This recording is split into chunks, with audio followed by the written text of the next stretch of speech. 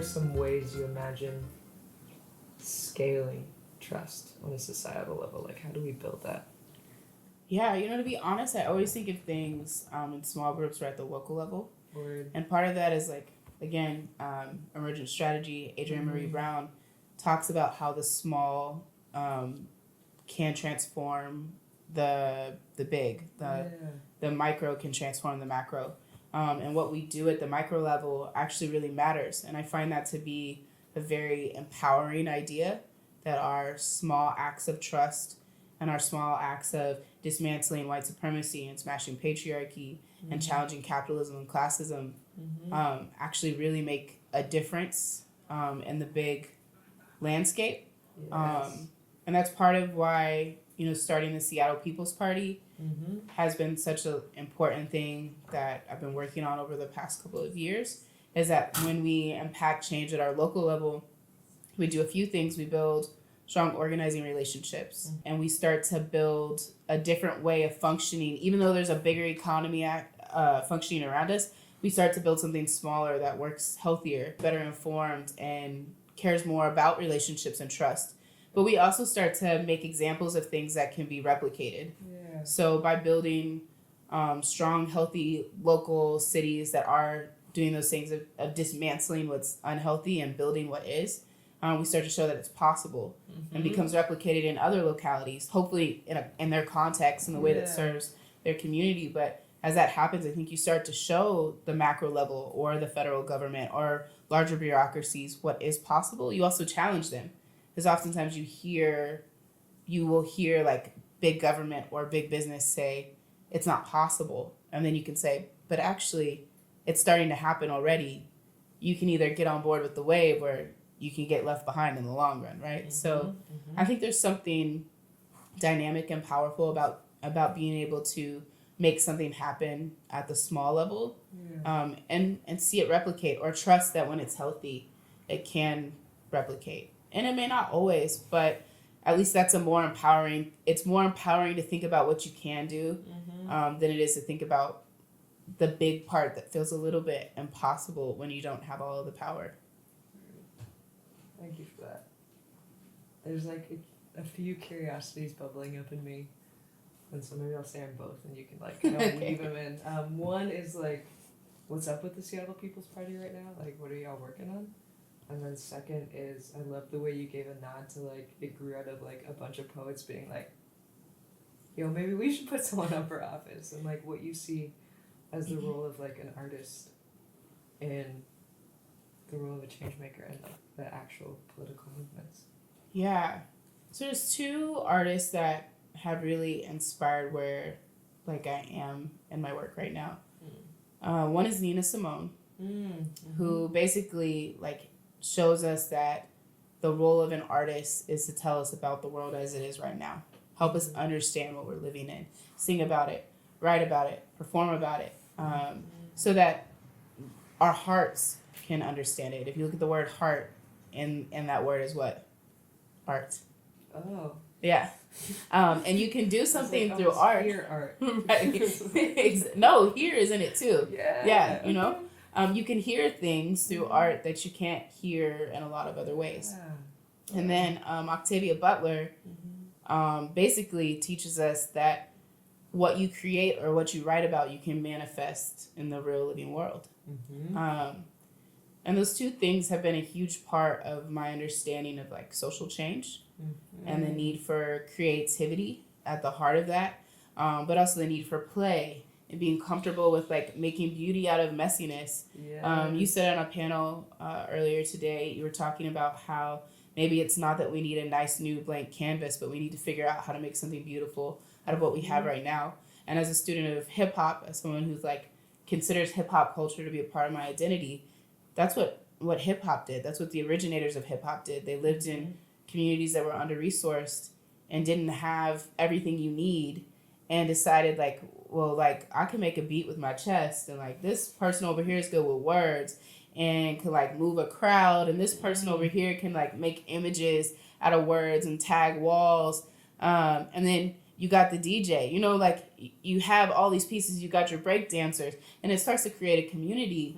And hip hop started to bring peace to spaces that didn't have peace, out of ingenuity of like a lack of resources started to turn into an abundance of resources that brought peace into neighborhoods. Yes. So for me, those have always been inspirations of understanding of what artists can do. I also have been taught by elders that cultural workers are incredibly valuable to keeping us rooted. That when colonizers came into our lands and wanted to take over our spaces, the first thing they did was kill off our cultural workers, because it kept us rooted and attached to who we are. It kept us bound together. And so understanding the value of that, not just in making change, but also in like helping us be rooted and knowing who we are and where we come from, so we can figure out more of where we want to go. So the Seattle People's Party has literally been birthed out of artists and teachers, organizers, coming together, mystics and philosophers, some of us very much believing in magic, but also having like this mind about the political system and the world that we live in, asking ourselves like, what can we do at the local level? How do we take our knowledge of activism and organizing and use it in a realm that, to be honest, like most of us distrust? Like, I don't believe that the political system, by its own will ever transform itself.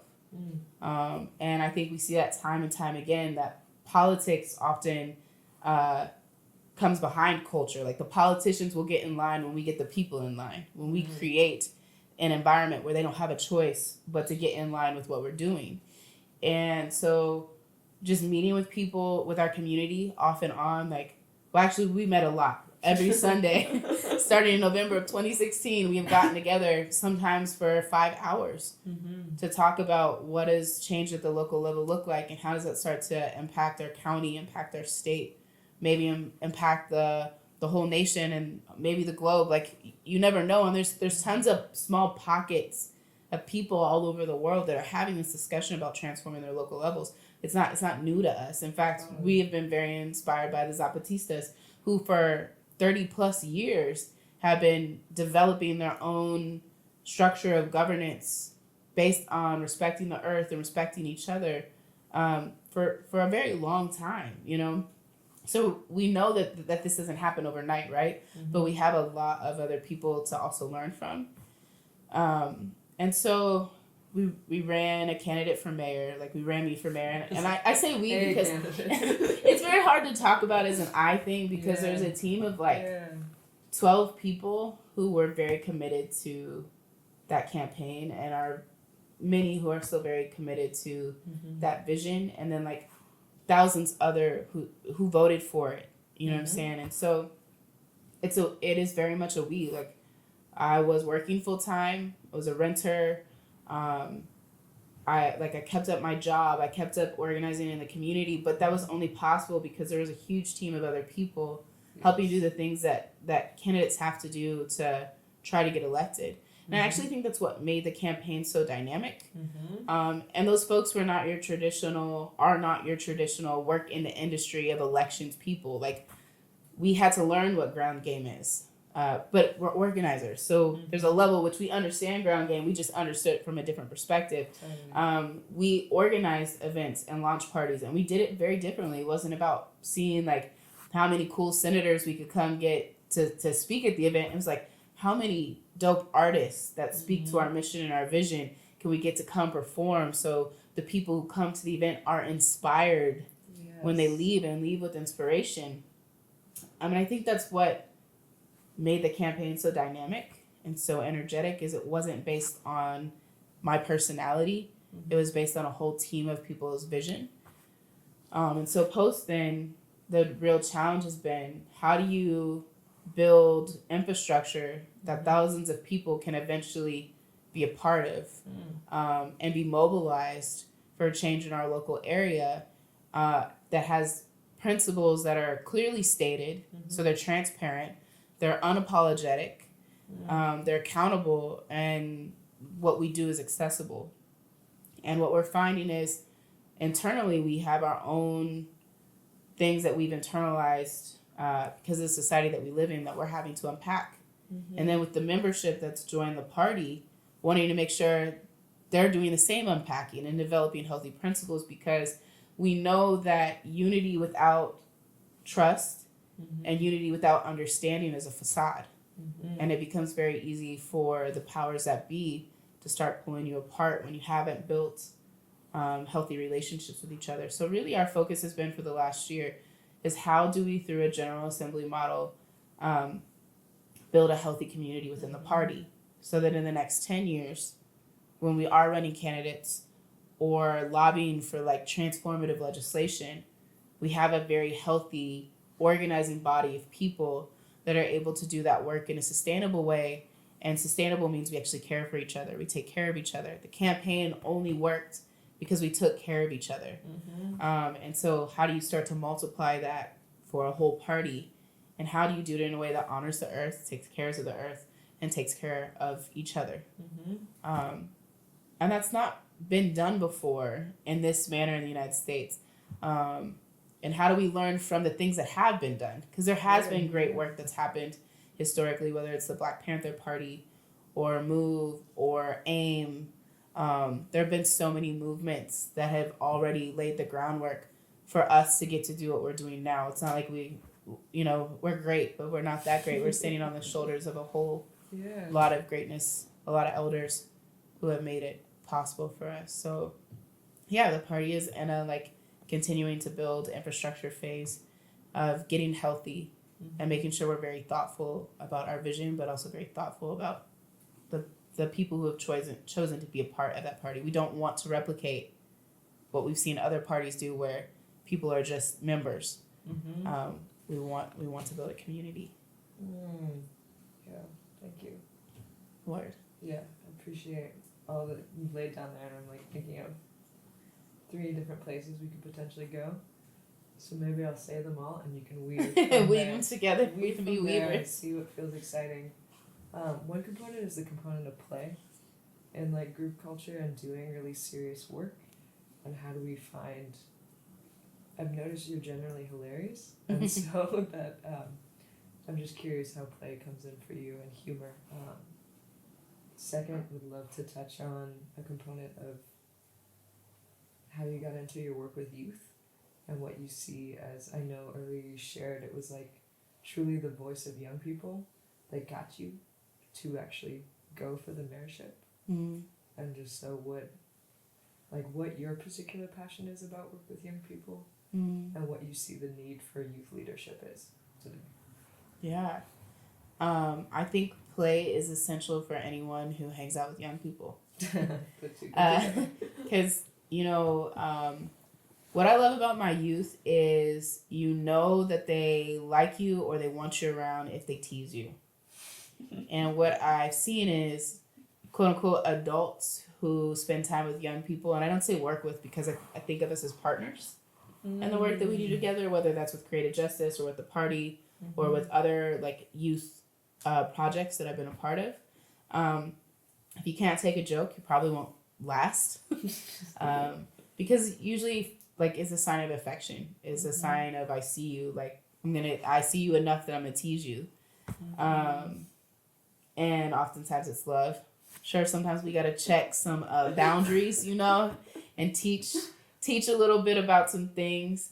But there is a sign of love there. And young people want to be playful. They are playful. Yeah. And they know how to work while simultaneously enjoying what they're doing. And to be honest, I have not always been a humorous person. I actually was a very serious child. There's a photo of me with my fist kind of balled up with some cheerleader shirt on and some weird cats behind me. I've got to be at school. It's a weird photo, but I look so serious. And that photo is actually very emblematic of who I was when I first started doing the work that I do now. And I have to give a lot of credit to young people for helping me see the value of playing and the humility and the creativity that exists in being a playful person, but also the resiliency that humor allows us. I feel like the community that I come from as a Black person, humor has been such an important part of us being able to move through a lot of struggles, whether it's Richard Pryor or In Living Color or Jordan Peele. Like, you can go through the generations and you can always find a Black comedian who is thinking about the social issues, but finding some way to make us engage it with humor, because humor has a way of leveling the playing field to create understanding. And so I think from a cultural perspective, but also in terms of the work, if there's not a playfulness, you're gonna burn out. And that, I think that was a growing edge for me, was learning how to not take myself or everything around me so seriously. And when you move into a realm of politics from an election standpoint, I feel like the humor dissipates.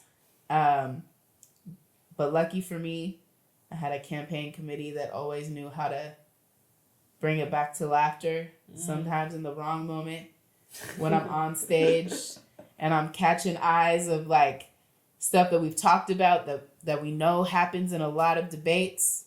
You know someone's gonna say it and it makes you want to bust out laughing, and you probably shouldn't. You catch your eye, your friends, and you do, and that, I think there's something really beautiful about that. Probably most of the other candidates that were running for mayor that year cannot say that they had a friend in the audience or a friend that was rolling with them, that if they caught their eye, it would bring them back to like a place of levity. And politics is heavy, it's judgmental, it can be shameful. And I think a lot of our politicians are actually traumatized because of the isolation that occurs and the way that we treat politicians, the view that we expect them to be perfect. I think Ocasio-Cortez is her choosing to put on Instagram things that politicians don't usually, even her humor, I think is such a change to how we think about politicians, but it's a necessary change because it makes the political world more accessible. It also means politicians slowly become less isolated in a way that's traumatic. And I think when people are isolated, they start to lose track of what's right. And I think we see this even with politicians that we love and adore and we respect, and we want them to do great things, but that isolation can quickly keep you, it can cause you to lose center of why you ended up in that space in the first place. And now your constituency and the people that you want to love you are not walking with you anymore. And then you push even farther from center because now you're hurt. So I think humor and playfulness has played such an important part in like keeping me, but also like folks that I organize with, grounded and present and humble and accessible. And why we're doing this. Really, we're doing this because we want to get to a world where we don't have to do this anymore. We get to play. I would much rather spend the time that I spend organizing for justice playing.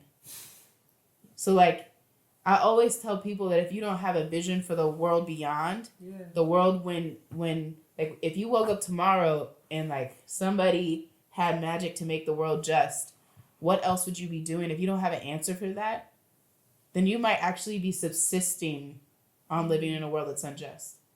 Especially for those of us that work in the nonprofit industrial complex, right? Like if you make your money assisting community that is trapped in cycles of poverty, or if you make your sustenance and your money serving communities that are underserved or partnering with them, and you don't have a vision for a world where that's not needed anymore, if you don't have a vision for what you would do when that's not needed anymore, you might actually have created now a space where you need that to exist.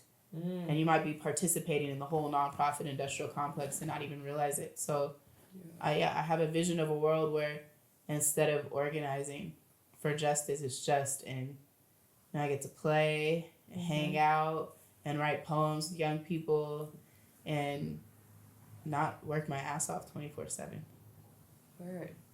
I love that, like, in that world, you'd still be hanging out with young people writing poems, which I imagine is some of what you do right now. Yeah, I don't do it as much as I used to. I wish I'm actually trying to get my life back to that. When I ran for mayor, I was doing a lot of that. I was teaching poetry to middle schoolers at Washington Middle School, the coolest group of 8th graders and 6th graders. I was teaching poetry to 11th graders at Franklin High School, and it was a ton to keep up. And then post the election, a lot of people wanted my energy and my time and my attention. And it's been a process of trying to, how do I get back to what my real passion is? If it wasn't for those young folks telling me they wanted me to continue on that journey for the mayorship, I probably wouldn't have continued it. So it's like, how do I get myself back to that? Because I love being in a classroom. Yes. And I love creating with young folks and the things that they come up with. I get to do that a lot with creative justice still, though. And seeing young people who are liberating themselves from the criminal legal system create art that speaks to the world that they want to see, that speaks to a world beyond prisons, that speaks to their lives beyond being entangled in the criminal legal system, is really powerful. They come up with just like visualizations and poetic expression of what that looks like in a way that I could never have imagined. And so, yeah, I want to always be writing poetry or making songs or making plays with young people. Yes. Curiosity and like what role, like as we get to the end of our section, what role do you see creativity playing in the healing of this system? Yeah.